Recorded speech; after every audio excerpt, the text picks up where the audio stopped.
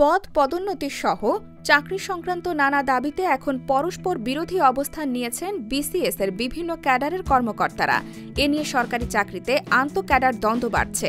দাবি নিয়ে প্রশাসন ক্যাডারের বড় জমায়েতের একদিনের ব্যবধানে আজ মঙ্গলবার ১ ঘণ্টার কলম বিরতির মাধ্যমে প্রকাশ্যে আন্দোলনে নামার ঘোষণা দিয়েছেন ২৫টি ক্যাডারের কর্মকর্তারা। পর্যায়ক্রমে তারা মানববন্ধন ও সমাবেশও করতে চান।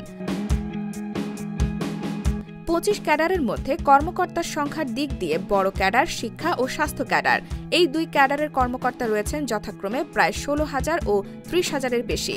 তাদের ক্যাডারের বাইরে রাখার সুপারিশের প্রতিবাদে মাঠে নেমেছেন এই দুটি ক্যাডারের কর্মকর্তারা। নানা সুযোগ সুবিধা নিয়ে আগে থেকেই সরকারি চাকরিতে বিভিন্ন ক্যাডারের কর্মকর্তাদের মধ্যে মনস্তাত্ত্বিক দ্বন্দ্ব ছিল।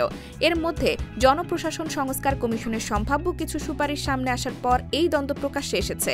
এই সুপারিশ নিয়ে মোটা দাগে এক পক্ষে আছেন প্রশাসন ক্যাডারের কর্মকর্তারা, অন্য পক্ষে আছেন ২৫ ক্যাডারের কর্মকর্তারা।